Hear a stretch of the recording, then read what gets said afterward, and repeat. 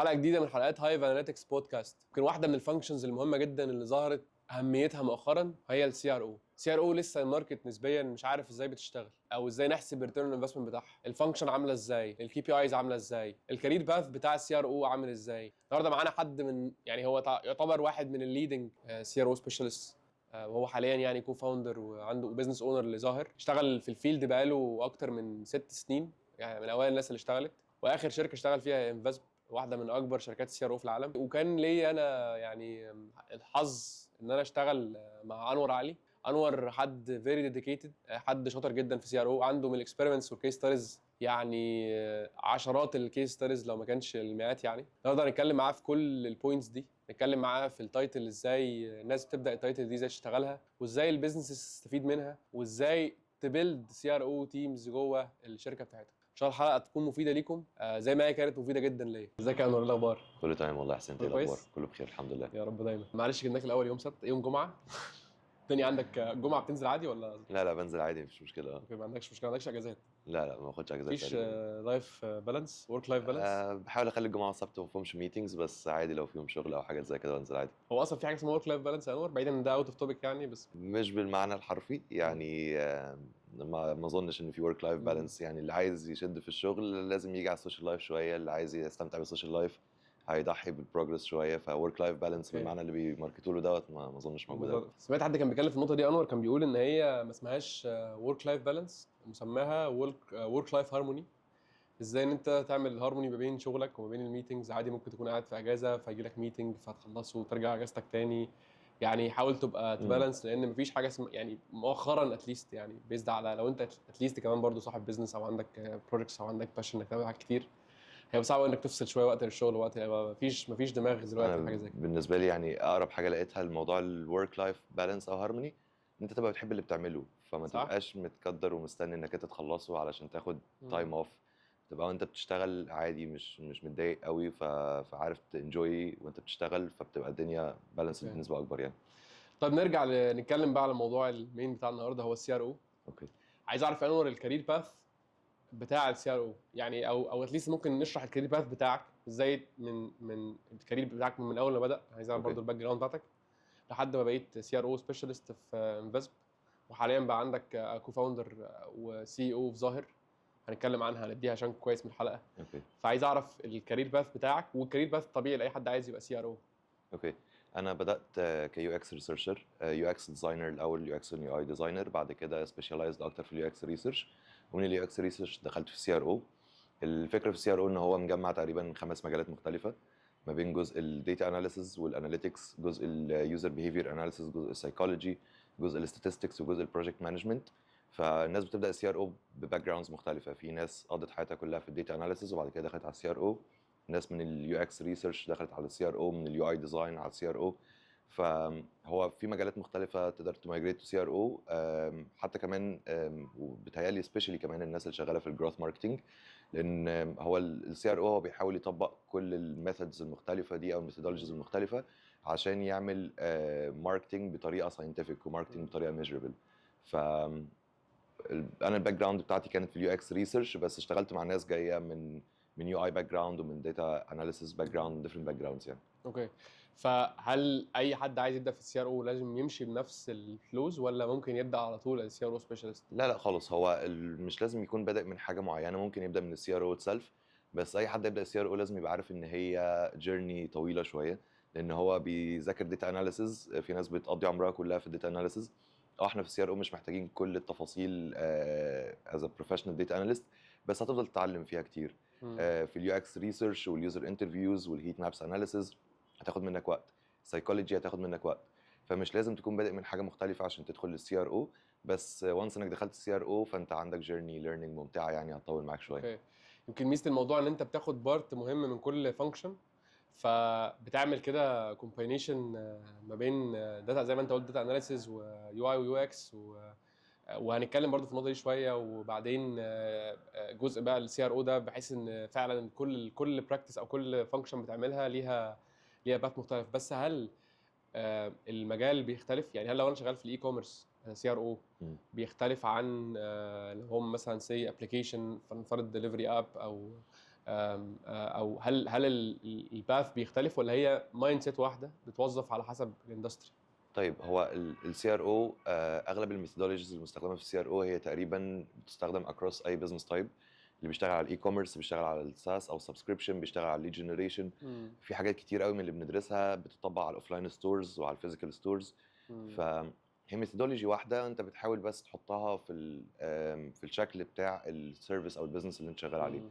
فلو انت اي كوميرس هتبقى بتركز اكتر على البيرشيس كونفرجن، بتركز اكتر على الفانل بروجرس. لو انت ليد جنريشن فبتركز على الفورم انتر اكشن وان الناس تسبمت مم. ليدز. لو انت ساس فانت بتحاول تركز اكتر على الناس سبسكرايب لباكج اعلى. فهي كلها نفس الميثودولوجي بس بتحاول تطبقها على حسب البيزنس تايب اللي انت شغال معاه. اوكي. لو انت بتنصح حد هيبدا في المجال جديد مم. دلوقتي، هو مثلا شغال يو اي يو اكس او مثلا شغال في الداتا اناليسز، هل في باس معين يقدر يمشي فيه؟ هل في باس معين ممكن يمشي فيه تقول له والله امشي بالخطوات دي بالظبط عشان تماستر الحته دي؟ اوكي. طيب احنا دايما بنريكومند ان اول حاجه تبدا بيها هي الداتا اناليسز. حلو. ليه؟ علشان الداتا اناليسز هي اللي بتوجه كل الافورتس.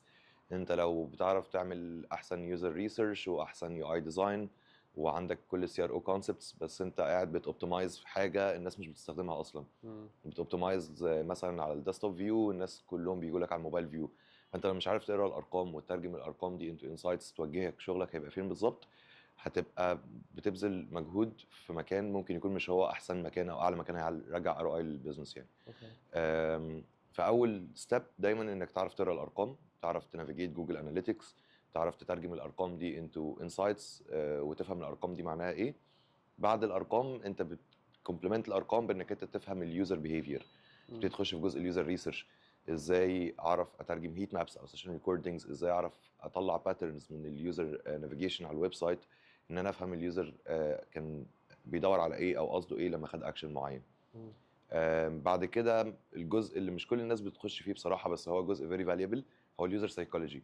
مم. واليوزر سايكولوجي بتخش ستيب بياند بقى اليوزر ريسيرش، ان انت مش مجرد بتحاول تفسر سلوك العميل، انت بتحاول تعرف هو دماغه كانت بتفكر في ايه وهو بيعمل السلوك ده.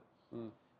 وانس انت بقى معاك كل الاسبيكتس دي، بتبتدي تخش بعد كده بقى على البيست براكتسز والهيورستيك ايفالويشن واليو اي بيست براكتسز اللي ناس كتير قوي بتبدا بيها. ودي دايما معلومه غلط ان الناس بتشوف ايه الحاجات اللي الناس بتعملها ويلا نعملها وخلاص. مم. لا، انت لما بتفهم ارقام وتفهم يوزر ريسيرش ويوزر سايكولوجي كده تشوف البيست براكتسز، بتبقى فاهم ليه تعمل الاكشن ده مش بتنفذه وخلاص. مم.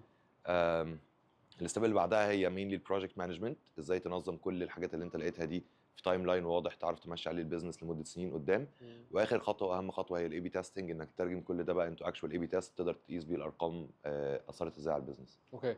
انا عايز ارجع لليوزر سايكولوجي تاني، بس عشان اوكي. هنا في ميث او في يعني عليها كويشن ماركس كتير جدا في الماركت. بس انا عايز اسالك سؤال، لو انا كحد بادئ يعني عايز اخش في السي ار او، الاكسبكتد سالري كام؟ سؤال انا عارف ان هو غريب جدا يتسال في بودكاست، بس انا عايز اعرف بما انك اشتغلت في ديفرنت ماركتس، اوكي. لو حد هيبدا مجال السي ار او مم. which is هتبقى opportunity ليهم ان هم يطوروا من نفسهم او كارير مم. بتاعهم، ممكن الستارتنج سالري بيبقى كام از ان افريج يعني؟ اوكي. طيب at least based on my experience كان الاسوسيت اللي هو اقل شويه من الجونيور ليفل حلو. كان بيبقى ما بين 800 ل 1200 دولار. حلو. جونيور ليفلز يوجوالي ما بين 1400 ل 2500 دولار. حلو. ميد ليفل بيبقى اراوند من ال 2500 ل 4000. سينيور ليفل بقى من 4000 اب تو 7 8000 دولار على حسب البيزنس يعني والاندستري. اوكي. نرجع بقى للبارت بتاع السايكولوجي تاني. اوكي. يعني ناس كتير قوي شايفه ان الموضوع يعني انا يعني as per my knowledge ان هو العلم ده مبني اصلا على فكره الباير سايكولوجي او اليوزر سايكولوجي. مم. هو الراجل ده بياخد قرارات ازاي وامتى وفين.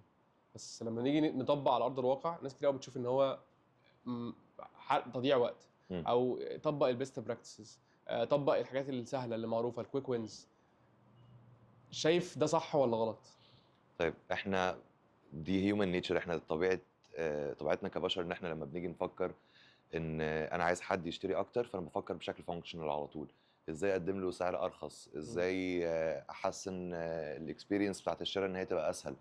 لكن لما نيجي نخش في السايكولوجي وفي الاناليسز بنلاقي ان اغلب الناس بتشتري ايموشنال بيرشيس، الناس بتشتري بمشاعرها وبتبرر بعقلها مش العكس. والدليل على كده ان في علم كامل اسمه نيورو ماركتنج العلم اللي بيجمع ما بين النيورو ساينس والبرين اناليسز والماركتنج، اللي بيوصل لمرحله ان ثرو اكسبيرمنتس وحاجات مثبته علميا انت ممكن لو حطيت سنت معينه او ريحه معينه في الستور بتاعك يزود الاحتماليه بتاعت الناس بتشتري. مم. انت ممكن ميوزك معينه لو كانت شغاله في الستور تخلي الناس حاسه ان هي ريلاكسد اكتر، فعندها البيرشيس انتنت اعلى. فالنيورو ماركتنج هو علم كامل، مش حاجه مث، مش حاجه لسه طالعه جديد، مش حاجه احنا بنجرب فيها. مم. والاكسبيرمنتس اكدت ده، اكدت ان ممكن حاجه بسيطه جدا زي مثلا واحده من التست اللي كنت لسه بتكلم عليها مع جروب من يومين، هو نورتون شوبينج جارانتي. ناس كتير قوي بيبقى عندها دروب في التشيك اوت، يوجوالي بيبقى بسبب التراست. فعملوا تيست على حاجه اسمها نورتون شوبينج جارانتي، لوجو كده بيتحط بس يقول لك ان انت يور شوبينج از جارانتيد باي البروفايدر ده. جي بي ال لقوا ان 90% بلس are more willing to proceed with the purchase لما شافوا اللوجو ده. براند تاني شاف اكتر من 30% uplift في التشيك اوت كومبليشن ريت بسبب ان هم حطوا اللوجو ده. مم. والفيري انترستنج في الموضوع ان هم لما بداوا يسالوا اليوزرز انتوا عارفين اصلا اللوجو ده بتاع ايه، اغلبهم ما كانش عارف. بس هم مجرد انك انت قلت لي ان في حد بيجارانتي البيرشيس جيرني بتاعتي، حد انا هيضمن لي ان انا لما احط الكارد بتاعتي ما تتسرقش. اوكي. فببساطه ان انت بدات تقول لليوزر خلي بالك انت التجربه بتاعتك دي محميه، الناس بقت عندها قابليه 90% زياده ان هي تشتري. مم. فالسايكولوجي اوقات بيبان مش الحاجه التوب اوف مايند، مش الحاجه مم. الفانكشنال اللي الناس كلها تروح لها، بس هو فعلا اللي بيأثر فينا لان احنا زي ما قلت بنشتري بمشاعرنا مش بعقلنا يعني. مظبوط. على كلامك بخصوص الريسيرش، بحس ان مجرد ما تاخد خطوه ان انت تبدا تفهم العميل بتاعك اكتر بيبان لك حاجات كتير. يعني ايه اغرب كيس قابلتها يا انور في مرحله الريسيرش؟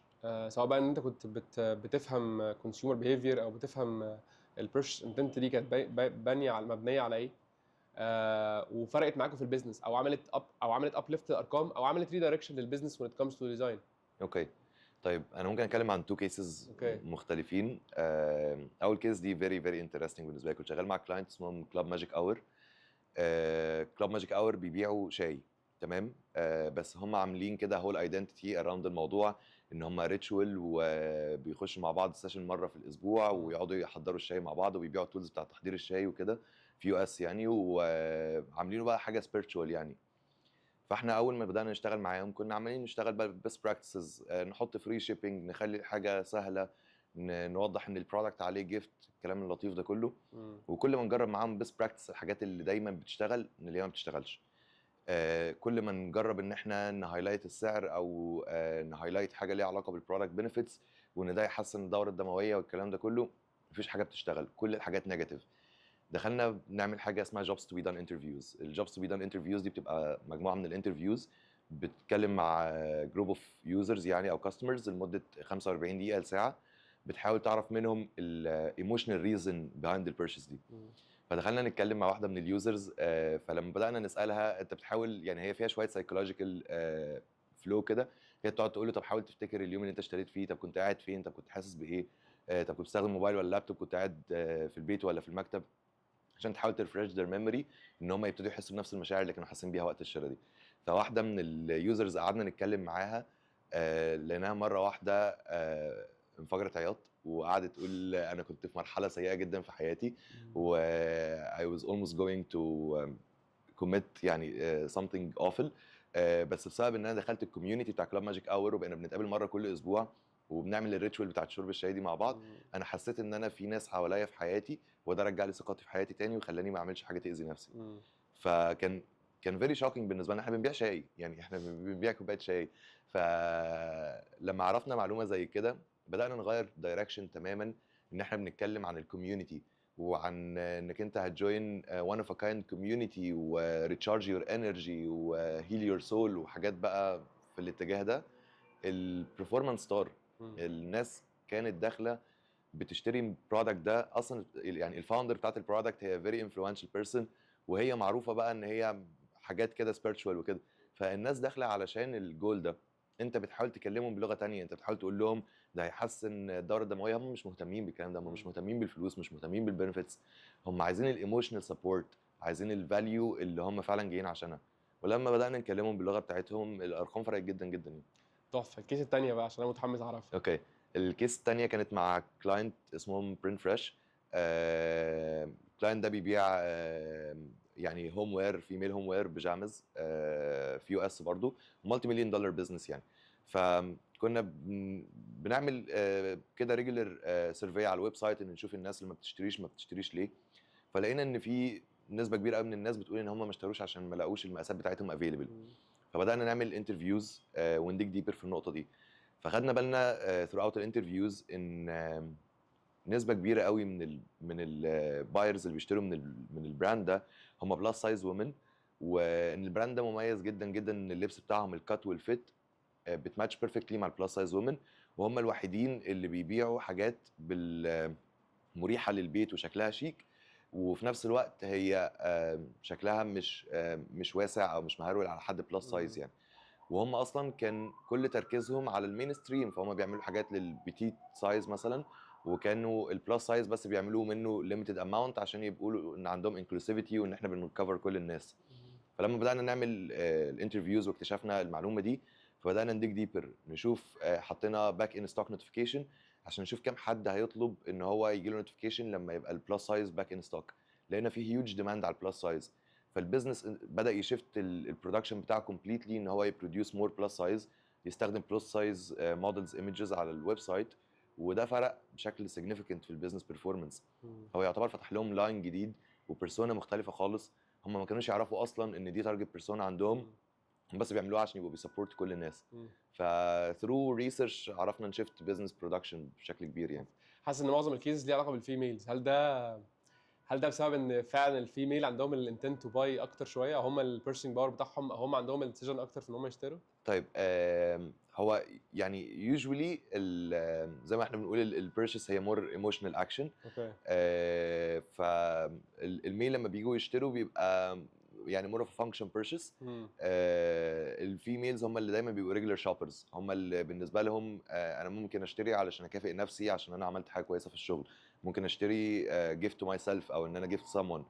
ف فبالتالي لما بنيجي ندخل في نقطه ان احنا طب يا جماعه احنا عايزين نعمل انترفيوز، بيبقوا more willing to get into interview. بس again ده based on industry. يعني انا كنت شغال مع كلاينت تاني اسمهم Allen's Factory Outlet، بيبيعوا جراج. يعني الناس اللي عندهم بيت في يو اس، هو بيجي يعمل لك بيركب لك جراج كامل جنب البيت يعني.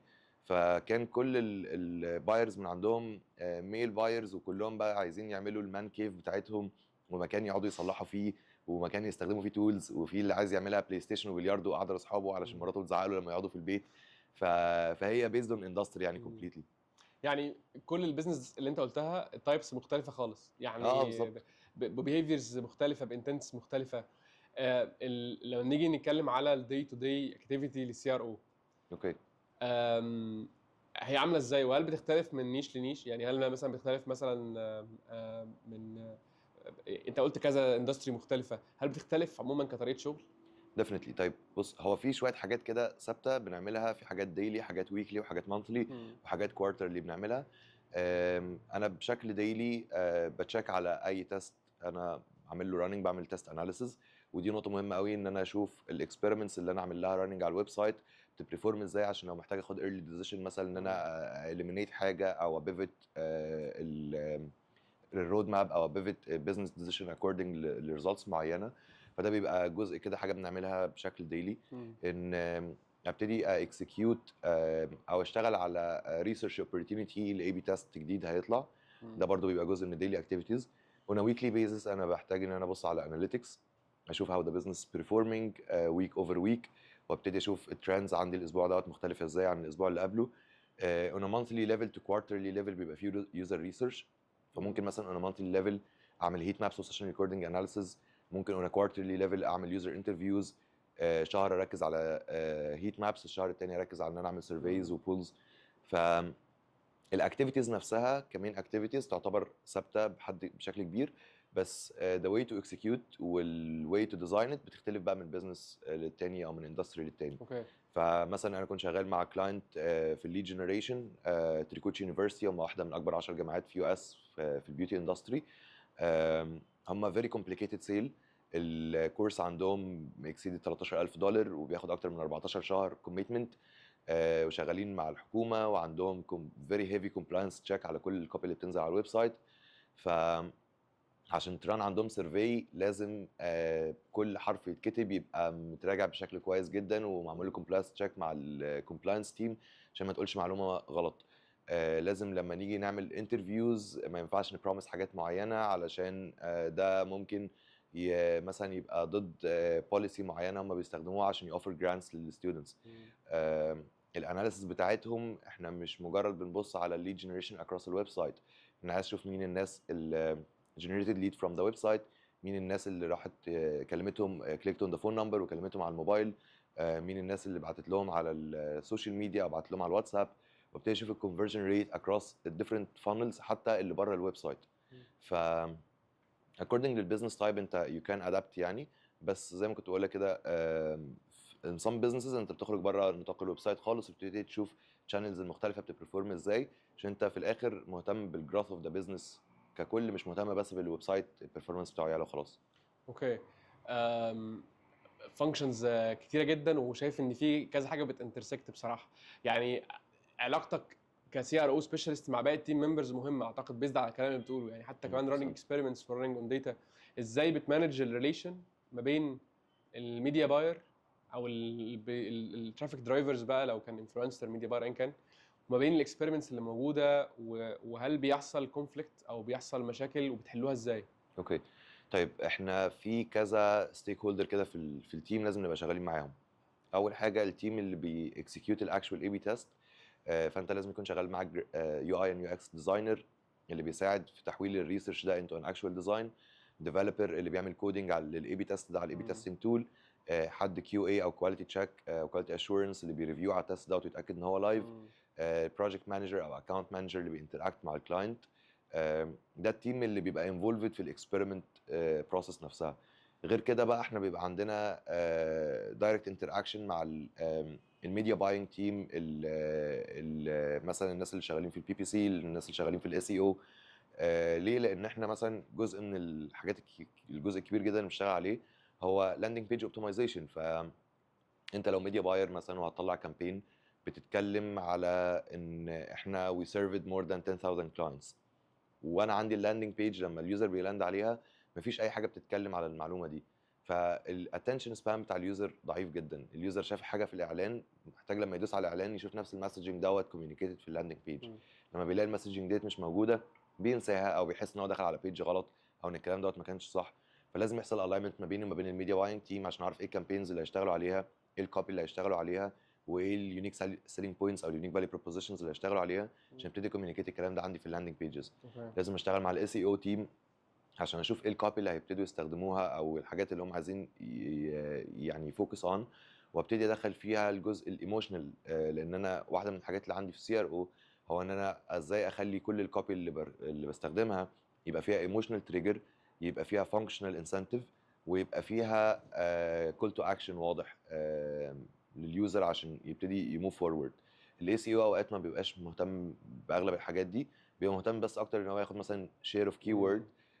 فلازم يحصل الاينمنت ما بيننا وما بين بعض عشان اقول له لا احنا الكوبي دي ممكن انا هستخدم الكوبي اللي انت محتاجها بالكيوردز اللي انت محتاجها، بس هحطها في الفريم ورك بتاعي عشان تفضل فيها ايموشنال تريجر وفانكشنال انسنتيف وكول تو اكشن.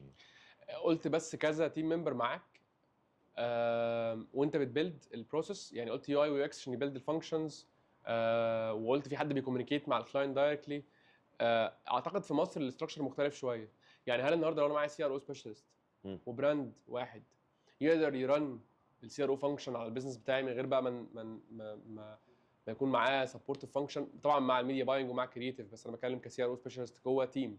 اوكي طيب السي ار او بروسيس هي البروسيس اوف فايندينج ايشوز اون ذا ويب سايت وسولفينج ذيس ايشوز، تمام؟ حلو. فانا كسي ار او دوري الريسيرشر، انا دوري ان انا ادور على الويب سايت اطلع المشاكل من الارقام، من سلوك العميل، من السايكولوجي، من البيست براكتسز، واجي اقول لك والله يا حسين انت علشان تعلي المبيعات بتاع الفاشن براند ده محتاج تحط حاجه في الويب سايت بتقول ان انت 100% كوتن مثلا.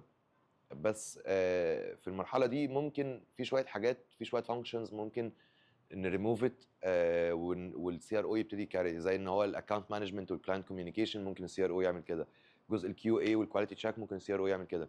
لكن لما نيجي نتكلم على جزء اليو اي واليو اكس، لا احنا محتاجين معانا يو اكس ديزاينر يعرف يحول الهايبوثيسيس دي انتو ان اكشوال ديزاين. محتاجين معانا ديفلوبر لان احنا بنشتغل اي بي تيستنج. فكل حاجه فانكشن انا هقول لك انت محتاج تحط هنا زرار باي ناو، محتاج تحط هنا سايز شارت بشكل مختلف. في الاخر انا محتاج ديفلوبر يكسكيوت الحاجه دي، ومحتاج ديزاينر يديزاين باحسن شكل ممكن عشان ما يحصلش اي بروكن اكسبيرينس او ما يحصلش اي انترفيرنس مع اليوزر اكسبيرينس. اوكي. ف از سي ار او اتليست انت تحتاج معاك ديزاينر وديفلوبر عشان تقدر تكسكيوت سي ار او بروجرامين. بس ستيل النهارده لو انا معايا ديزاينر ومعايا ديفلوبر، اتليست اكشلي معظم البراندز دلوقتي سواء معاها ايجنسي فمعاها اكشلي يو اي، معاها ديزاينر او ديفلوبر عشان خاطر يمنتين الكواليتي بتاعت الويب سايت او حتى يعمل ابديتس. بالظبط. فالسي ار او اي ثينك ان هو يعمل معظم الشغل، فاحنا ما بعدناش قوي يعني. بالظبط. اكشلي وجود سي ار او مهم في التيم بتاعك. مؤخرا او مش مؤخرا يعني تقريبا من كام سنه او خلال السنين اللي فاتت دي بقى بيظهر في حاجتين بينرفزوني جدا. التشيك ليست، طبق التشيك ليست دي عشان تجيب اعلى ارقام. والحاجه الثانيه هي فكره ان انا يعني ليا بنش مارك بوصل له. وانا عندي هنا مشكله ان انت اكشلي المفروض السي ار او دوره ان هو يعلى من البنش مارك، ان هو يعمل اكسبيرمنتس، يفهم البراند، يفهم اليوزر، ويعلى عن البنش مارك. شايف التشيك ليست ازاي؟ وشايف موضوع برضو البنش مارك ده ازاي بتاع البيزنس بتاعي، وازاي اقيسه برضو، لان في برضو كونفيوجن شويه في ان انا اقيس البنش مارك بتاعي ازاي. اوكي. طيب اول حاجه بالنسبه لموضوع التشيك ليست، احنا بنتعامل مع بشر. مفيش حاجه وان سايز فيتس اول، مفيش حاجه اسمها ان كل البشر هيبيهيفوا بنفس الطريقه، ومفيش حاجه اسمها ان كل بيزنس في نفس المرحله. فاجن اشهر اكزامبل بستخدمه، انت لو عامل لوكال براند بتاع هدوم ولسه بادئ واول يوم ليك، ورحت عملت ويب سايت شبه الويب سايت بتاع زارا اللي بيفوكس على النيو كولكشن وعلى الموديل ايمجز وبتاع. زارا سبند سنين ومبالغ كبيره جدا في ان هو ينكريز اليوزر تراست، يعمل البراند ايكويتي، يخلي الناس عارفاه بالاسم. فالناس بقت داخله بتدور بس هو ايه الحاجات اللي منزلينها جديده عشان يشتروا على طول. انت كلوكال براند فانت عندك تشالنج ان الناس لسه مش واثقه فيك، الناس لسه مش عارفه انت مين، مش عارفه انت بتقدم ايه، مش عارفه الكواليتي بتاعت البرودكتس بتاعتك عامله ازاي. فانت از لوكال براند لسه بتبدا، الناس مش عارفه تفاصيل عنك، ما ينفعش تروح تادابت نفس الاستراتيجي اللي بيستخدمها ويل نون براند. عشان انت لو هتشوكيس البرودكت بشكل حلو جدا، وانا دخلت عندك لقيتك بتشوكيس البرودكتس زيك زي زارا، عرفت ان عندك برودكتس حلوه بس انا ما اعرفش انت مين، وما اعرفش الكواليتي اللي بتستخدمها ايه، ما اعرفش الريتيرن بوليسي بتاعتك ازاي، فمش هشتري منك. فعشان كده لما نيجي نقول ان تشيك ليست في بيست براكتسز، في حاجات بتشتغل بنسبه كبيره. however كل حاجه لازم تعمل لها تيستنج. اليوزر بتاعك مش نفس اليوزر بتاع بزنس كومبيتيتور. اليوزر بتاعك من كل الاشكال، سواء كثقته فيك او السوشيال ليفل، الجيوغرافيك لوكيشن، كل الحاجات دي اللي بيشتغل مع غيرك مش هيشتغل معاك. فلازم تتاكد ان قبل ما تطبق اي حاجه ان دي هتنفع وهتشتغل مع اليوزر اللي بيجي لك الويب سايت بتاعك. البراند ايكويتي اصلا بتفرق يعني. زارا مثلا انا شفت ياما ناس بتبني البيزنس موديل بتاعها ان هي تقلد تكوبي كات زارا، فتعمل مش بس الويب سايت ده، تعمل كمان برودكتس. انا عامل نفس البرودكت زارا بالظبط بس انا ما ببيعش. فهي البراند ده بقاله سنين باني بالظبط. يعني لويال كاستمر بينفست في البراند ايدنتيتي بتاعته بشكل مرعب. فطبيعي ان انت مهما حاولت تقلد هتقلد ايه؟ يعني هتقلد برودكتس، هتقلد براندنج، هتقلد ايه؟ الموضوع صعب عليك قوي. فعشان كده بحس ان هي صعبه جدا، وعشان كده دايما شايف ان زي ما انت قلت بالظبط يعني متفق معاك 100% في موضوع ان كل براند لازم يكون ليه الايدنتي بتاعته، ليه اليوزر بتاعه، ليه طريقه بيعه. موضوع البنش ماركينج بقى يا انور، مبدئيا اعرف البنش مارك بتاعي ازاي؟ اوكي. عشان ابدا اشوف انا فين من البنش مارك، وهل انا كسي ار او دوري ان انا ميت البنش مارك ده، ولا دايما دوري ان انا احسن؟ اوكي. طيب في شويه تولز موجوده اونلاين للاي كوميرس عشان يقدروا يعرفوا البنش مارك. واحده من اشهر تولز اسمها دايناميك ييلد، بتوريك زي كده بنش مارك للاد تو كارت ريت والكونفرجن ريت والافريج اوردر فاليو، وبتساعدك انك تبريك داون بالريجن وبالديفايس وبالاندستري. بس احنا في عصر الاي اي، فاحسن تول تجيب بيها البنش ماركينج هو اسكينج شات جي بي تي. ابتدي اديله كل التفاصيل بتاعتك، قول له انا البيزنس بتاعي بيبرفورم في الاندستري الفلاني في المكان الفلاني بافريج اوردر فاليو كذا وتارجتنج سيجمنت كذا. هيساعدك جدا ان هو يجيب لك بنش مارك وذ ريفرنس اكوردنج بقى لكل الاستاديز الموجوده.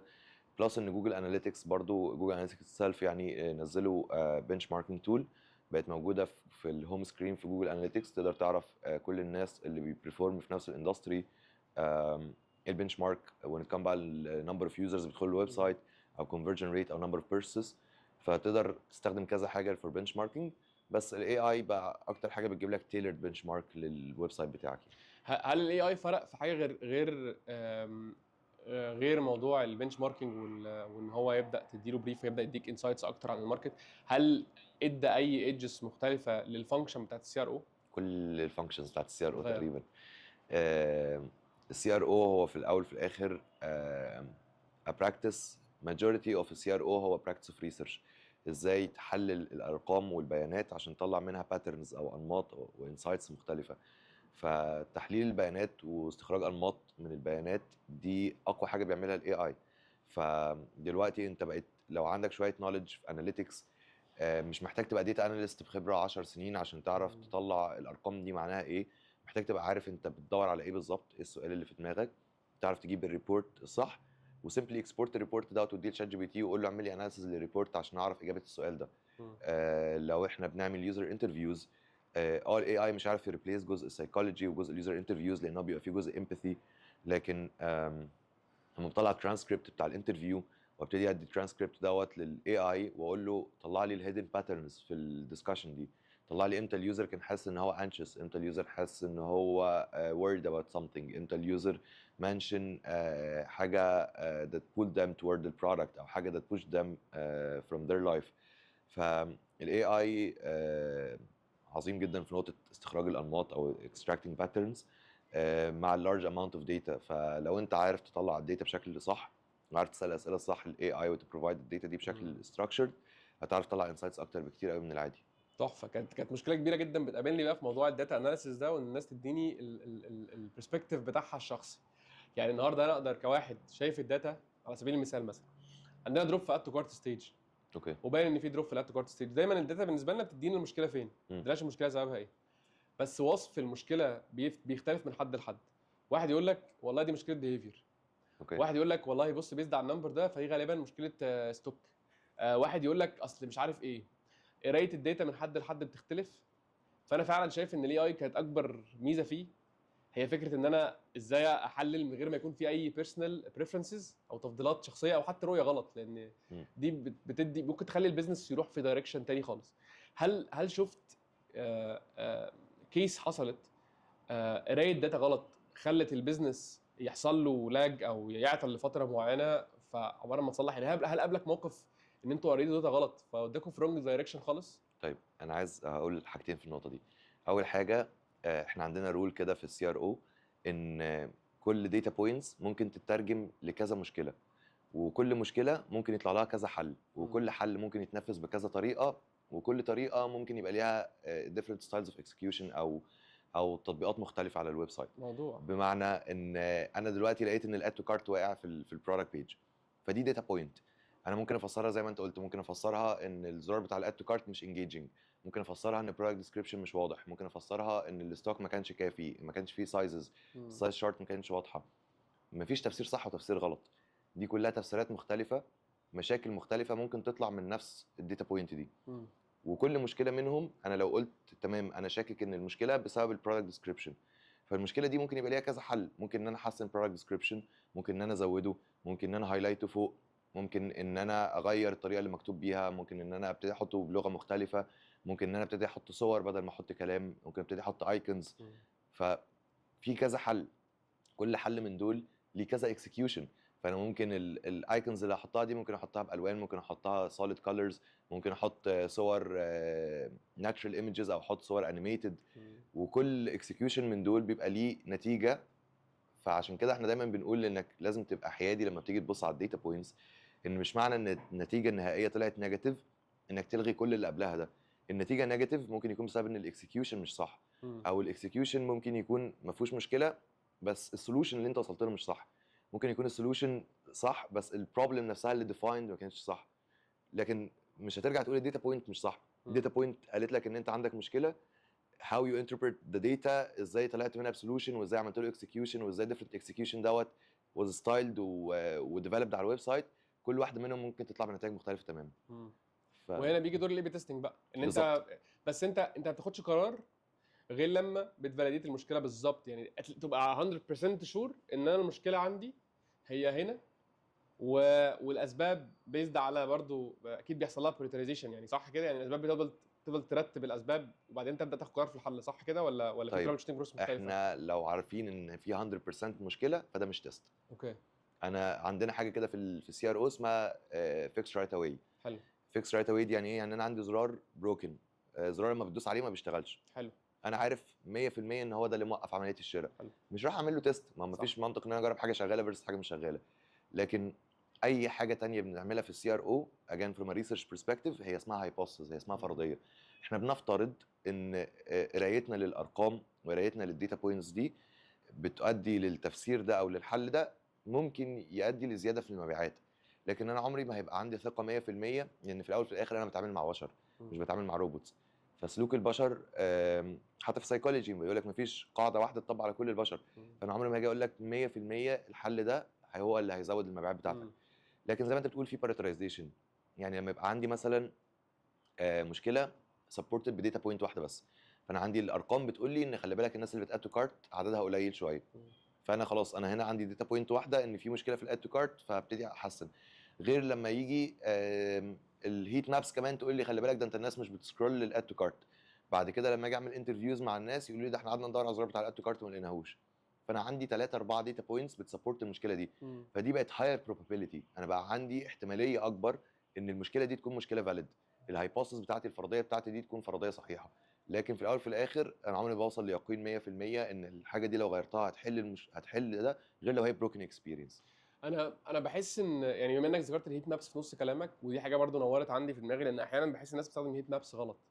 يعني أنا مثلا وانا اكشلي دلوقتي لما اجي ابص على الهيت مابس، انا لما بيكون عندي لاج في ستيج معينه، وعارف ان في دروب معين، وعملت الانيشال انفستيجيشن اللي هو ان كل حاجه تمام، كل حاجه فانكشنال، كل حاجه شغاله،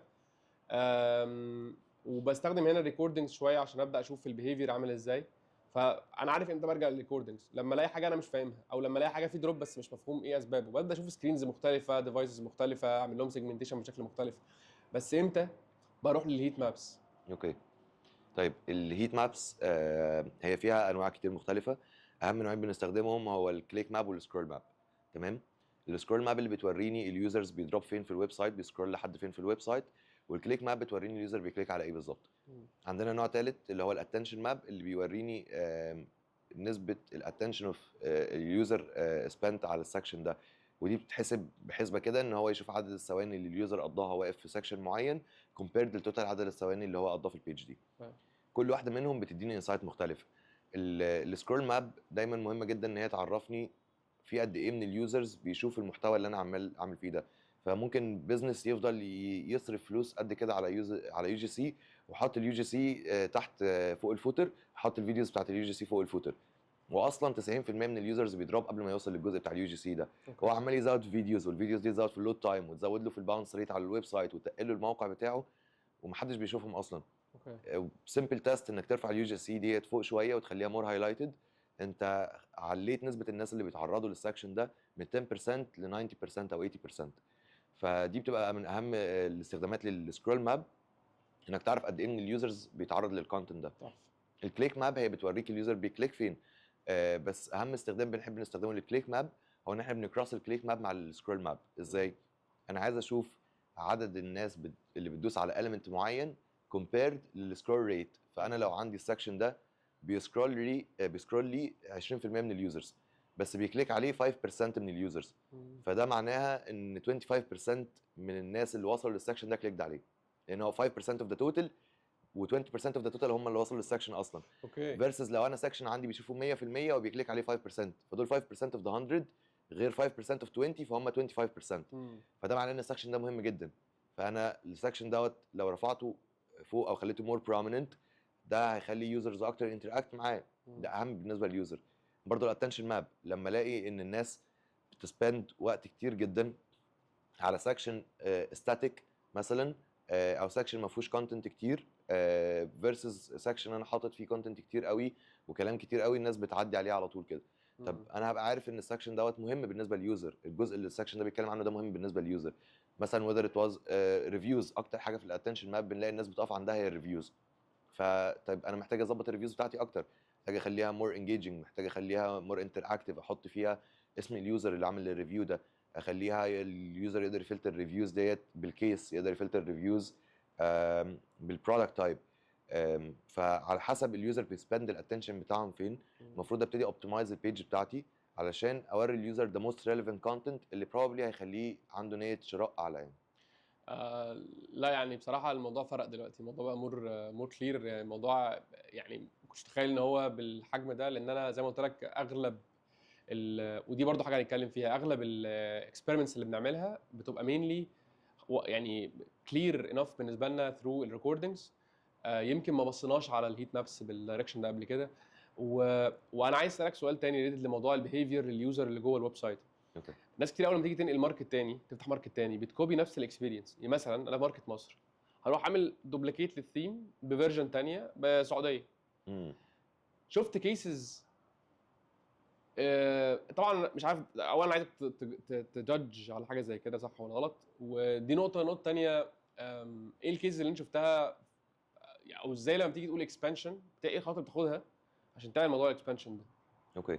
طيب هو يعني مفيش مشكله انك انت تبتدي من الجزء اللي انت واقف عنده، لكن لو انت فاكر ان نفس البرفورمانس اللي شغال في مصر هيشتغل في السعوديه فانت completely delusional. لان احنا مع كل برودكت لاين جديد بينزل في بيزنس كنا بنعمل اليوزر ريسيرش كله من الاول. انت لو نزلت برودكت لاين جديد قلت البيت مور برايسي عن البرودكت رينج بتاعك، فانت بتارجت بيرسونا مختلفه. البيرسونا دي عندها دوافع مختلفه، عندها اسباب مختلفه للشراء، عندها سلوك مختلف اونلاين، بيقضوا وقتهم بشكل مختلف، بيستخدموا ديفايسز مختلفه. ما ينفعش تتوقع ان اللي هيشتغل مع شريحه معينه من العملاء هيشتغل مع شريحه ثانيه من العملاء. فلما تيجي تتكلم عن انك انت بتغير الجيوغرافيك لوكيشن فكل حاجه مختلفه. في السعوديه ممكن احنا عندنا في مصر مثلا الكامبينز اللي بتشتغل في العيد وفي رمضان بتكسر الدنيا، بس هم عندهم اليوم السعودي الوطني ده اهم يوم في السنه. فازاي تادبت الكامبينز الويب سايت اوفرنج بتاعك علشان يادبت مع الويكندز اللي موجوده عندهم. البيهيفير بتاعهم مثلا في السعوديه ان هم بيستخدموا تابلتس كتير، بس احنا عندنا في مصر مثلا الناس ما بتستخدمش تابلتس خالص. فازاي تعمل الاكسبيرينس بتاعت الديسكتوب بتاعت الويب سايت بتاعتك ان هي تبقى اوبتمايز للتابلت فيو. دي حاجه ممكن تكون مختلفه تماما، ده يوزر بيرسونا مختلف تماما. ممكن يكون في مصر عندك اكتر ناس يعني اللي هم بنسميهم بادجت اويرنس بايرز، الناس اللي هم داخلين بيدوروا على البيست اوفرنج او على البيست ريتيرن اون انفستمنت او السعر الافضل للمنتج. بس ممكن في السعوديه يبقى عندك التايب اوف الماجوريتي مثلا لوكسجري بايرز، هم داخلين يشتروا عشان عايزين يحسوا ان هم يونيك او يحسوا ان هم they acquired something new. فالطريقه اللي هتتكلم بيها على الويب سايت هتبقى مختلفه تماما. انت هنا محتاج تهايلايت ان احنا بنرجع لك اعلى ريتيرن اون انفستمنت. هنا محتاج هايلايت انك انت هتقون بيس اوف يونيك ايكويبمنت او يونيك فاشن بيس او حاجه مختلفه. هنا محتاج اكلمك بلغه مختلفه، محتاج ادابت لماركت مختلف. حتى كمان البرودكت يوز، انا لو يعني انت مثلا لو في كلاين كنت شغال معاه افتكرت دلوقتي دول بيبيعوا سيجنال بوسترز. الديفايس بيتحط في اماكن كده عشان يبوست السيجنال يعني. فكانوا شغالين في ماركت كان مش في مصر طبعا. لا مش في مصر، في مصر فوربيدن ما ينفعش اصلا. الحاجات دي. كانوا شغالين في ماركت كان كل اللي شغالين عليهم هم الناس الكامبرز اللي بيطلعوا يعملوا كامبينج، عشان ما بيطلعوا يعملوا كامبينج بيبقى عندهم نتورك ضعيفه ده اندستري صعب قوي يا نور. جدا جدا. عندهم النتورك ضعيفه، وهم عايزين لما يطلعوا يقعدوا كامبينج كام يوم مع اسرتهم وبتاع يعرفوا يستخدموا الانترنت ويعرفوا يتفرجوا يعملوا ستريمينج ويقضوا حياتهم عاديه جدا، فمحتاجين سيجنال بوسترز. بداوا يخشوا ماركت جديد وبيتكلموا بنفس اللغه بقى، اللي هو لو انت طالع كامبينج وعايز سيجنال بوستر يساعدك انك تفضل كونكتد افري وير وبتاع، ابتدي يستخدم السيجنال بوسترز بتاعتنا. بس ثرو اليوزر ريسيرش لقينا ان كل الناس اللي بيشتروا منهم في الاريا دي هم اصلا نيو هاوس اونرز لسه شارين بيوت جديده، والبيوت بتاعتهم الشبكه فيها ضعيفه، فعشان المنطقه نفسها اصلا التغطيه فيها مش كويسه. فاللغه المستخدمه والبنفيتس اللي راجعه لك بقت مختلفه تماما. انت ما بقولكش استمتع بيومين الاجازه بتوعك، انا بقول لك باشر شغلك بطريقه احسن وانت في بيتك، ما تتعطلش عشان انت رحت بيت جديد. بداوا يكلموا النيو هاوس اونرز والنيو هوم اونرز، يعملوا لهم لاندنج بيجز بتاخد بيت جديد في منطقه جديده، طب تشيك السيجنال بتاعتك ويوز اور سيجنال بوسترز عشان تتاكد انك انت دايما كونكتد. بداوا يتكلموا مع الريلترز او الناس اللي بيبيعوا البيوت ان هم يبروموت البرودكتس بتاعتهم في المناطق اللي فيها السيجنال ضعيفه. ف different geographic location، كل حاجه مختلفه اريا completely بس different. هو عشان غيرت اريا فمحتاج غير اعمل اريا ايه؟ بالظبط. مش بلد يعني. بالظبط. لا ده موضوع ما شاء الله. النيش الاندستري نفسها والنيش اللي شغال فيه مرعب يعني، حاجات كلها فيها دايفرسيفيكيشن مرعب. ومش متخيل ان يعني طبعا ماركت امريكا صعب يعني متوحش يعني في كميه ديبث في البرودكتس مش طبيعي. لو انا النهارده مانجر يا انور ههاير حد في التيم اوكي. از سي ار او سبيشالست، هحاسبه ازاي؟ يعني ايه الكي بي ايز بتاعته؟ اوكي. بحيث ان انا اقدر اقول الراجل ده افيشنت مش افيشنت، عامل اللي عليه ولا مش عامل عليه. انا عارف ان هي مفيش ستاندردز يعني تختلف من اندستري لاندستري، بس اتليست الطبيعي ان يكون عنده الكي بي ايز بتاعته النورمال الديفولت بتاعته عامله ازاي. اوكي. طيب المين اوتبوت بتاع السي ار او سبيشالست هو ان هو يعرف يعمل لك سكسسفul اي بي تيستنج. وسكسسفul مش معناها ان هو succeeded في increasing conversion rate. الحاجه اللي تقدر تحكم بيها ان السي ار او اللي معاك دوت فعلا بيساعد البيزنس بتاعك ولا لا، انك انت اوفر تايم تحس انك انت قادر تفهم البيزنس اكتر، قادر تفهم العميل بتاعك اكتر، وقادر تعمل تشينجز مور تailored لليوزر بتاعك. واحده من الكي بي ايز اللي بيتقاس عليها البرفورمانس بتاع السي ار او، اولا ان هو يجنريت تيست كونسبت كل فتره بيز على الريسيرش، ان هو يفضل دايما بيمونيتور كل الحاجات اللي اتكلمنا عليها بقى، سواء داتا او يوزر بيهيفير او سايكولوجي او بيست براكتس، كل الحاجات دي، ويبتدي يحول الكلام ده انتو ان اي بي تيست ويتعامل مع التيم علشان يطلع الاي بي تيست دوت بشكل ناجح. بعد كده قدرته ان هو يعمل اناليسز للارقام بتاعت التيست دي ويطلع منها ليرنينجز، ودي اكبر عائد بيرجع للبيزنس، اكبر بكتير قوي من مجرد ان انا اعمل لك تيست على لك كونفرجن 20 30%. حلو جدا ده رقم بس كبير. رقم كبير، وفي تيست بتعمل اكبر من كده. بس تعال نفكر فيها كده، انا لو عملت لك تيست دلوقتي على البرودكت بيج وعلى لك كونفرجن ريت 30%، اميزنج، انا عليت لك كونفرجن ريت 30%، كومبيرد بقى لان انا اجي اعمل اناليسز للتست ده واقول لك والله انا لما عملت التست ده اكتشفت ان الناس ما بتشتريش من عندنا عشان هم مش واثقين في الماني باك جارانتي وخايفين يشتروا البرودكت دوت يبوظ منهم بعد كام يوم. فانت لو استخدم المسجنج دي بتاعتك اكروس، فتبتدي تاخد الليرنينج ده تستخدمه في الايميل كامبينز، تستخدمه في السوشيال ميديا ادز، تخلي الريبريزنتيف اللي واقفين في الاوفلاين ستورز يقولوا للناس خلي بالكم لما تشتروا البرودكت ده يبقى فيه ماني باك جارانتي. ال 30% اللي انا عملتها في البرودكت بيج دي هتبقى لا تقارن بالاماونت اوف ابليفت اللي هيحصل اكروس كل الماركتنج شانلز بتاعتك. انت هتبتدي تشفت التون اوف فويس بتاعتك انك تتكلم في النقطه دي. كنت شغال مع براند سعودي بيبيع برفيومز، فبدات اعمل لهم كواليتيف اناليسز. فانت كسي ار او لما تنكريز الكونفرجن ريت في البرودكت بيج ب 30%، 30% اللي انت زودتها في البرودكت بيج دي هتبقى لا تقارن بالامباكت اللي هتقدر تعمله على بقيه الماركتنج اسبيكتس لو استخدمتها في ايميل كامبين او في السوشيال ميديا كامبين او حتى في الاوفلاين ستورز. واحده من الكيس ستاديز، انا كنت شغال مع كلاينت في السعوديه بيبيع برفيومز، فكنا بنعمل لهم كواليتيف اناليسز. هم عشان ما كانش عندهم رفاهيه ان احنا نعمل يوزر انترفيوز، ودي برضو كيس بتحصل كتير قوي يعني في الوطن العربي.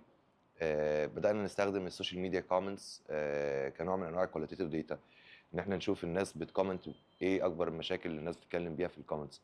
فاكتشفت ان اغلب الناس بتسال طب يا جماعه حد جرب البرودكت ده قبل كده، حد جرب البرفيوم ده قبل كده. فثرو الاناليسيس اكتشفنا ان الناس خايفه تشتري برفيوم، في الاول وفي الاخر البرفيوم حاجه انت بتشتريها اما تشم ريحتها، هم مش عارفين يعرفوا الكواليتي بتاعت البرفيوم. والبراند كان بالفعل بيوفر انك انت لو اشتريت البرودكت وجربته وما عجبكش ما تدفعش ثمنه او رجعه تاني مع المندوب يعني. بس المسج دي ما كانتش كوميونيكيتد، فبدانا نستخدمها اكروس الويب سايت، ولان هي بتحقق ابليفت عالي جدا فبالتالي بدا يستخدمها في كل حاجه. حتى اليو جي سي كرييترز اللي كانوا بيعملوا له ريلز عن البرودكت بداوا يهايلايتوا ان لو ما عجبكش المنتج رجعه تاني وافتح العطر قبل ما تدفع ثمنه وكده. وبدا البيزنس نفسه ياخد دايركشن مختلف، ان هو يعمل سامبلز للعطور صغيره يبعتها مع الاوردرز عشان الناس تقدر تجرب بقيه السنس المختلفه اللي عنده ويختاروا هم عايزين يشتروا ايه. فكسي ار او انت مش هدفك بس انك تعلي الكونفرجن ريت، انت هدفك انك تساعد البيزنس اونر يفهم البيزنس بتاعه وايه التشالنجز اللي بتقابل اليوزر وازاي يقدر ينافيجيت الايشوز دي علشان يعلي البيزنس جروث ان جنرال مش بس الويب سايت برفورمانس. بس خلينا نقول انور عشان خاطر نبقى الموضوع مور براكتيكال، احنا مش عايزين نخلي الموضوع جينيريك قوي، لان انا لو قلت الكلاينت او بيزنس حاجه زي كده هيجي يقول لك يعني انا هحاسبه دلوقتي على ايه؟ على conversion rate increase ولا يعني انا عارف ان في فرق بين كي بي ايز وكي ار ايز، وممكن ان هو يعمل كذا اكسبيرمنت فيبقى كده كبرفورمانس وايز هو عامل كذا اكسبيرمنت بس when it comes to result ما حسنتش حاجه. اوكي. عشان نخلي الموضوع ممسوك اكتر، عشان لما اتكلم مع حد ما يجيش يقول لي والله بس انا عليت لك conversion rate ما زادش هنا، بس انا اديتك معلومه ممكن تكون زودت البيع. ممكن، لان انا اكيد برضو الفاوندر الناحيه الثانيه مش هيبقى عنده التراكنج ميثود اللي تقول له والله عمل امباكت ازاي اوف لاين. اوكي. فخلينا نتكلم او ناخد الموضوع لحته مور براكتيكال. اللي بتتكلم فيه ده فيري فاليد وتمام، بس احنا هنا في مصر الموضوع اعتقد محتاج لغه كومن. يا باشا أوكي. انت النهارده عندنا تارجت معين في كونفرجن ريت، فاحنا محتاجين اكسبيرمنتس معينه، محتاجين انكريز معين، محتاجين نعدي البنش مارك رقم معين. هل التون دي والواي دي صح؟ هل سوليد او فاليد؟ طبعا تقدر انك تحط على الاقل سكسس ريت، ان انا عايز السكسس ريت بتاع الاكسبيرمنتس يعدي ال 40%. حلو. فانا مش هقول لك ان كل حاجه هتعملها هتشتغل 100%، بس انت لازم تكون بتتعلم. ما هو انا لما اجي اقول لك ان انا اتعلمت حاجه عن اليوزر والحاجه دي didn't impact the conversion rate، يبقى انا بقول اي كلام وخلاص. صح. عشان اتاكد ان الداتا دي فعلا valid او ان الانفورميشن دي valid، فهي هتimpact الconversion rate بشكل دايركت وهتزود البرفورمانس بتاع الويب سايت. ف فانا اقدر كبزنس اونر ان انا اربط السي ار او بان هو يبقى عنده سكسس ريت معين، يبقى بيزد على النمبر اوف تيستس اللي بيرنها كل شهر. انت لو بترن كل شهر 4 اكسبيرمنتس، فانا محتاج ان يبقى 2 اوت اوف 4 يبقوا وينر تيستس ويبقى فيهم ليرنينجز، وتقدر انك انت اوفر تايم تعلي السكسس ريت بتاعك. اوكي. طبعا تقدر تربطها بكي بي ايز زي سكسس ريت والانكريز ان كونفرجن ريت. وفي اشكال كتير من السي ار او انجيجمنتس بتبقى اصلا بيرفورمانس بيزد. لو بقول لك انا هعلي لك الكونفرجن ريت بتاعك 30% او مش هاخد اي حاجه، بس انا لما بخش اجريمنت زي كده بقول لك انا لو عليت 30% هاخد برسنتج من الابليفت اللي انا عملتها دي. فالبيزنس اونر ساعتها بيقول لك لا ده هيبقى رقم كبير. شكرا. لكن بالظبط، لكن عادي جدا انك انت تتاي البرفورمانس لسبيسيفيك ابليفت. انا عايز في خلال الثلاث لست شهور الجايين تعلي لي الكونفرجن ريت بتاعي ب 30%. و30% ده مش معناها ان انا ال 2% كونفرجن ريت بقت 2.6. ليه؟ لان الكونفرجن ريت ده رقم بيتحدد بيزد على عوامل كتير قوي. ممكن تبقى الميديا كامبينز اللي شغاله مختلفه، ممكن يبقى وقت الشراء مختلف، فاحنا في بلاك فرايداي فالناس بتشتري اكتر عكس وقت تاني. لكن ال 30% دي اقدر اقيسها ثرو الاي بي تيستنج. انك انت تبقى وريتني ان احنا لما اختبرنا الويب سايت الاوريجينال كنترول ويب سايت فيرسز الريكومنديشنز اللي انت طلعت بيها كسي ار او، قدرت انك انت تحقق 30% زياده في المبيعات ديورنج الوقت بتاع التستنج ده. فبالتالي انا عندي ميجربل جول او ميجربل كي بي اي ان انت زودت 30%، فاقدر احاسبك على اساسها. انت قلت حاجتين هربطهم ببعض في اول الانترفيو او في اول الدسكشن، وقلت حاجه دلوقتي مهمه قوي. اوكي. ان ان مش كل حاجه تبقى تيست، لازم تو بي تيستد او تو بي اكسبيرمنتد يعني.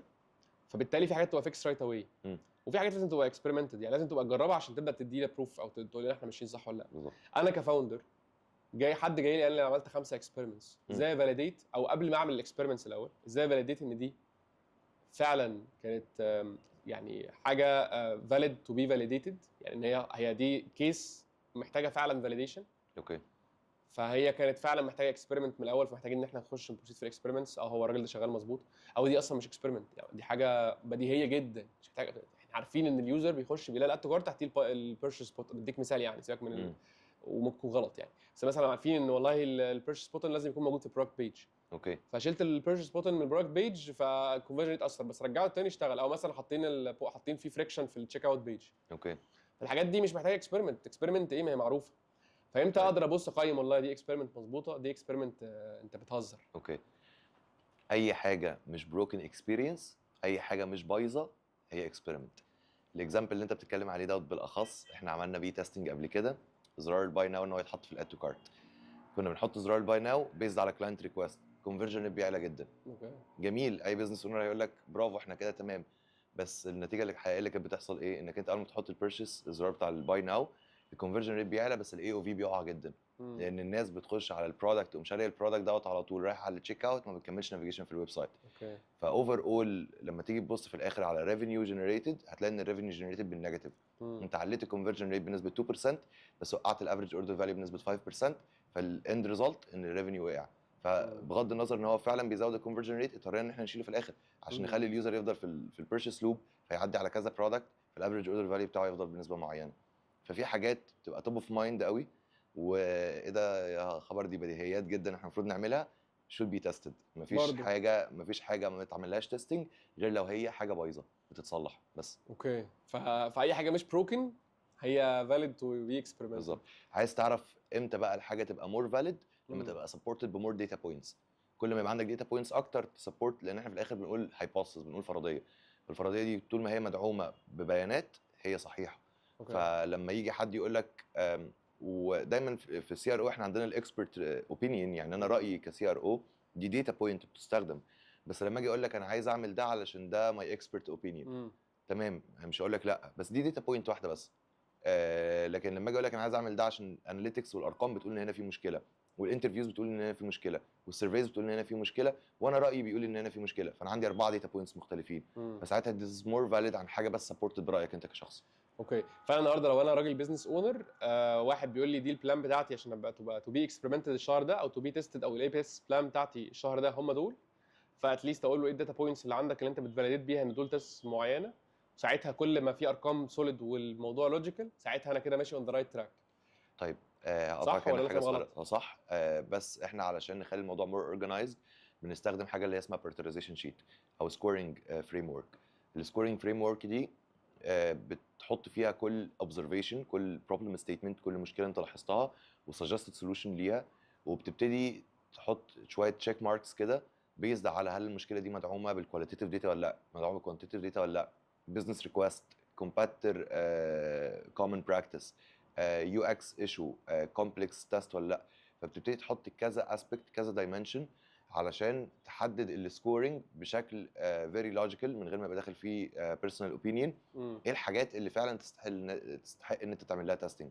فالبيزنس اونر لما بيبقى قدامه بريورتيزيشن شيت فبيبقى عارف ان المشكله دي واخده سكورنج 70% عشان دي سبورتد بخمسه 6 داتا بوينتس، فدي اللي هتجو فيرست. ودي حاجه فيري لو سكور عشان دي فيري لو نمبر اوف داتا بوينتس سبورتنج، فاحنا دي ممكن نسكيب تو. ليها ميكانيزم، وطريقه شغل معينه.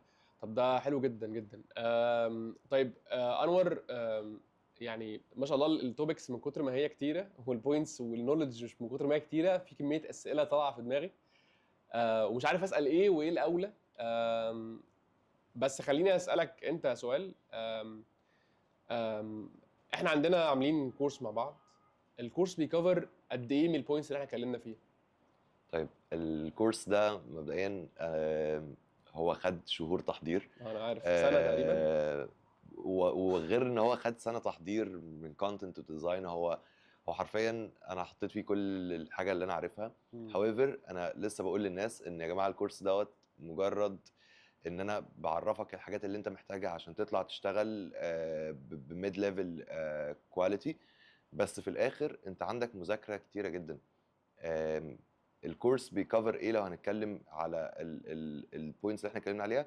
فالكورس واخد الموضوع A to Z، من اول تعريف الكونفرجن ريت، حرفيا السي ار او بنديفاين ايه هي السي ار وايه هي الاو وكل حرف فيها معناه ايه بالظبط. بعد كده بنجو ثرو الرود ماب من اول بقى داتا اناليسيز لليوزر ريسيرش للسايكولوجي للستاتستكس والبروجكت مانجمنت والاي بي تيستنج، فاحنا بناخد الموضوع اند تو اند.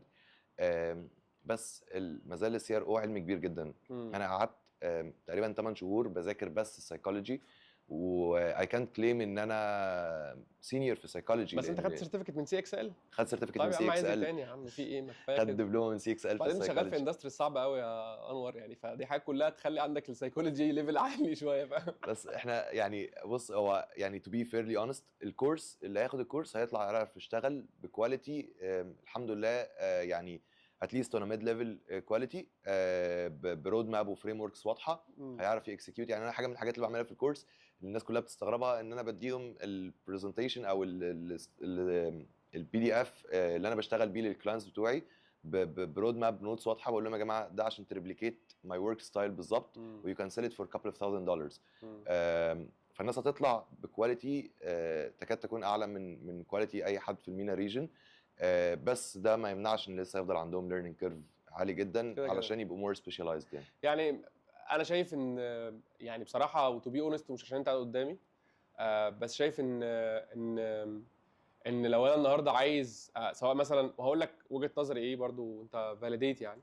كنت نزلت بوست من كام يوم اتكلمت على ان انت لو برودكت مانجر او برودكت اونر او حتى اي كوميرس سبيشالست او حتى ميديا باير او حتى بزنس اونر عندك اي كوميرس او عندك اب ايا كان، لازم تكون ملم جدا بالتفاصيل دي. وشايف ان الجيت بتاع ده هو الكورس بتاعك، لان هو انت الوحيد اللي بتقدم ده بشكل كونتنت عربي، كونتنت سوليد، جاي من باك جراوند ما شاء الله اكسبيرينس كبيره جدا، 5 6 سنين. محدش اصلا او اكتر اي ثينك محدش دخل في الحته دي ديبلي في الوقت ده، واخرهم كانت انفاس شركه واحده من الليدنج كومبانيز في حته السي ار او. وفاكر قد ايه احنا يعني مرينا بفتره طويله وانت بتبيلد البرزنتيشن، فشغل محترم جدا، وبجد اي حد ياخد الكورس ده يستفاد. وهي فعلا هيغير جدا في رؤيته للبيزنس ورؤيته للقرارات. كنت واحده من الناس، كنت بكلم مع حد كنت في ريتريت قريب مع تيم مسكا. ما اعرفش مسكا برضو يا جماعه. مسكا هي one of the biggest AI communities في مصر، يمكن هي the biggest يعني. وكنا عملت زي جروب كده ديسكشن يا انور، وكانوا بيتكلموا على فكره لما بيحصل عندهم مشكله في الكونفرجن ريت بيعملوا ايه. اوكي. والاكشن اللي اتقال هنا هو ان احنا بنسيت ميتنج ونشوف ايه الاسباب. وده طبيعي يعني. اعتقد ان لو مفيش السي ار او فانكشن ده اللي هيحصل. هو لو في سي ار او فانكشن هنقعد بقى نعمل البروسيس كلها اللي انت حكيتها. ففعلا البروسيس مهمه جدا، بتوفر وقت وبتوفر فلوس وبتوفر ايفورت، بتخليك كده كلير واضح. فعلا فانكشن من الفانكشنز اللذيذه جدا الواحد محتاج فعلا ينفست فيها وتفرق جدا في حياته ورؤيته للبيزنس والارقام يعني. يعني بشكل عام يا انور، لو انت النهارده جاي لك ناس يعني مين مناسب ليه الكورس بشكل عام؟ ومش عايز برضو التوبيك كله يكون رايح ناحيه الكورس، احنا سؤالين كده في نص الكونفرزيشن. بس مين مناسب ليه الكورس في اي ستيج اقول والله انا محتاج اخد الكورس ده، سواء بقى بزنس اونر او حتى ميديا باير او كده.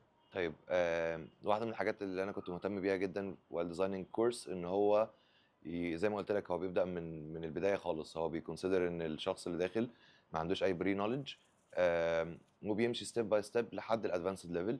مش علشان اي حاجه، علشان السي ار او بروسيس معتمد على بعض. فانت لو عندك اناليتكس فيها مشكله شويه ودخلت في اليوزر ريسيرش فمش هتعرف تكوانتيفاي الداتا بشكل كويس، دخلت في الاي بي تيستنج على طول من غير ما تعرف مثلا البيست براكتسز، من غير ما تعرف السايكولوجي، مش هتعرف تطبق ده بشكل كويس. فلو هنتكلم عن الكورس مناسب لمين، هو يعتبر مناسب لكل الناس اللي عايزه تشتغل على اي كوميرس اوبتمايزيشن، او حتى بيوند اي كوميرس عايزين يشتغلوا على ليد جن او على ساس اوبتمايزيشن. هو طبعا هو مور تailored للاي كوميرس، بس اي حد سواء كان يوزر ريسيرش باك جراوند، داتا اناليسيس باك جراوند، ماركتنج باك جراوند، او حد لسه انتري ليفل، الكورس بيكفر الموضوع اند تو اند. هيحتاج مذاكره، هيحتاج هيوسع المدارك جدا، هيخليك تبص للبيزنس بنظره عام شويه واشمل شويه، علشان نبطل نوبتمايز البيزنس بالطريقه اللي احنا شايفينها صح، ونبتدي نوبتمايز البيزنس بالطريقه اللي اليوزر محتاجها. هيساعدك انك تبيلد يوزر سنترد كلتشر في البيزنس بتاعك ان جنرال، او في البيزنس اللي انت شغال معاه. فاي حد يقدر يستفيد بيه از لونج از ان هو هيبتدي يطبق الحاجات اللي هو اتعلمها دي في البيزنس عنده، هيبتدي يشوف ريزلتس رايت اواي يعني. بس والله يا انور كل كلمه بتقولها بحس ان انا عايز اسال منها واطلع منها كميه اسئله مرعبه. بس يعني بما اني ذكرت المثال بتاع الترابل شوتنج، عايز اعرف الترابل شوتنج بروسيس لاي حد شغال سي ار او ولاي بزنس اونر لما يحصل عنده دروب في السي ار او. يعني ايه الترابل شوتنج كده اللي انا محتاج؟ انا هبدا اشوف بقى الروت كوز يعني ستيب باي ستيب كده عشان نبقى ايه لمينا الفاليو بتاعت الموضوع كويس. طيب اول حاجه انا لقيت عندي دروب دلوقتي في الكونفرجن ريت. دلوقتي دي محتاجه تبقى ديفايند. ما ينفعش دلوقتي دي تبقى النهارده، ما ينفعش ابص على الكونفرجن ريت باليوم، ويوجوالي حتى ولا بالاسبوع، انا ببص على شهر. تمام ليه؟ علشان في ظروف كتير قوي بتخش في البروسيس بتاعه الكونفرجن. فممكن الاسبوع اللي انا ببص عليه ده يبقى اخر اسبوع في الشهر، فالناس معهاش فلوس تشتري. كومبيرد لاول اسبوع في الشهر الناس لسه قابضه ومعاها فلوس تشتري، او الاسبوع ده الاسبوع اللي قبل البلاك فرايداي فالناس محوشه الفلوس لحد الاوفر بتاع البلاك فرايداي عشان يشتري في البلاك فرايداي. فيوجوالي انا ببص على 30 يوم. لما اجي ابص على 30 يوم واشوف الكونفرجن ريت واقع فيهم، انا لازم اكومبير يير اوفر يير وابص على الكونفرجن ترند. انا لازم اعرف عندي اصلا السبايكس عندي بتحصل ازاي.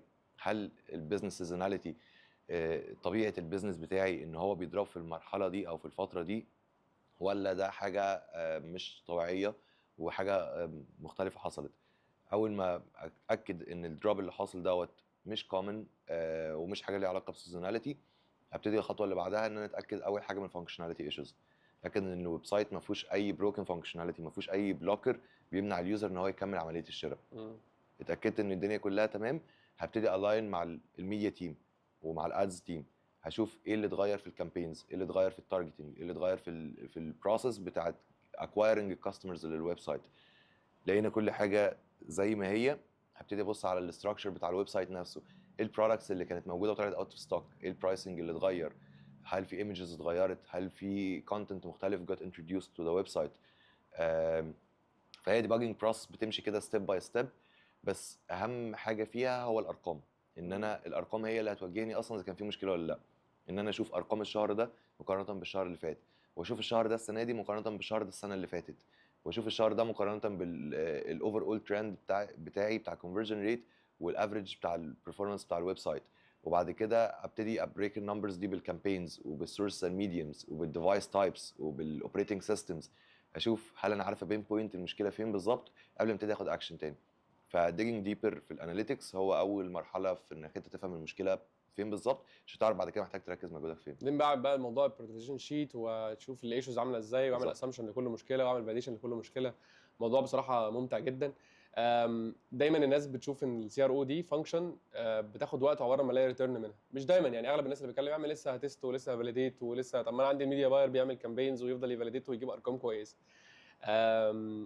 فريتيرن انفستمنت بتاع التايتل دي عندي جوه التيم، هل هي حاجه ملموسه من اول شهر، ولا حاجه بتشتغل عليها عشان تبدا تشوف؟ لان انت ذكرت في كلامك برضو ان انا بشوف على مستوى شهر. لو بزنس فيه داتا عادي هقارن شهر بشهر وابدا اشوف الدنيا ماشيه ازاي. م. بس هل اقدر اشوف الريتيرن انفستمنت بتاعي في تايتل لو انا هنفست في سي ار او وانا مانثلي بيزس، ولا ده ببص للافشنسي بتاعته كل 3 شهور او اوكي. ازاي؟ طيب اولا انت البرفورمانس بتاع السي ار او بيبتدي يتحدد من اول ما بيران تيست، من بعد اول اسبوع بتبتدي تشوف الارقام. يوجوالي وده مسكونسبشن كده شويه، ان في كتير من الايجنسيز بتقول لك انا هسبند اول شهرين ان انا اعمل ريسيرش بس. وده مش صح. احنا دايما بنحاول نبالانس ما بين الاثنين، ان انا ببتدي باخد اول 1 to 2 ويكس ان انا بعمل اندرستاندينج كده للبيزنس والاندستري، وابتدي احط التوب برايورتيز بيزد على البيست براكتسز. تمام. وفي نفس الوقت انا ببتدي احط اليوزر ريسيرش رود ماب، فانا ببتدي اعمل هيت مابس اناليسيز وسيشن ريكوردنجز ويوزر انترفيوز وانا شغال بعمل تيستنج.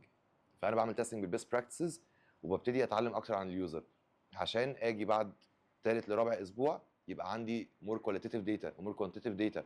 فابتدي اري ستراكشر البريتوريزيشن شيت بتاعتي بيزد على اليوزر بتاعي. خلاص بقى انا عملت كام تيست في الاول عشان افاليديت النمبرز واشوف الحاجات اللي انا عارف ان هي موست بروبلي هتشتغل اجرب فيها، بس انا في نفس الوقت بتعلم عن اليوزر. فاجي بعد شهر ابقى مور ماتيور، ابقى بعمل حاجات مور تارجتد لليوزر بتاعي. بتيجي مع الشهر الثاني للشهر الثالث بيبقى انت اوريدي معاك يوزر ريسيرش داتا ومعاك تيستنج ريزلتس. فالتستنج ريزلتس دي انت بتعمل لها اناليسيز، انت بتبقى عارف النمبرز ايه اللي اشتغل مع اليوزر وايه اللي ما اشتغلش. فبتبتدي تعمل مور تارجت تيستس، فبتبتدي تطلع بسكسس ريت اعلى بكتير.